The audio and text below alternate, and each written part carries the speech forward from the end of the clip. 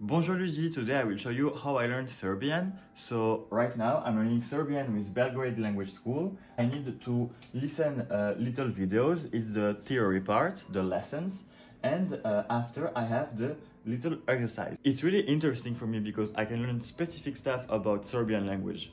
I say that to you because, for example, I have problem when I speak about like what is my favorite drink or food, and usually I was saying šta, blah blah blah, and actually we need to use koji, koja, koje. So this kind of stuff I wouldn't know by myself, but because I follow this class, in this lesson I learned that. So after the lessons, of course, you have little exercise to practice, and here I have a little exercise, and actually it's funny because you need to sort elements between the photos and the vocabulary. For me it's easy because I know about kafa, I know about pivo, I know about chai. This one is another exercise. It's again photos with vocabulary, but this time I need to practice my padez. This one is with accusative case. Padez is most difficult part of Serbian language, but because of this kind of exercises, I'm able to practice it on a daily basis when I don't forget to do my classes.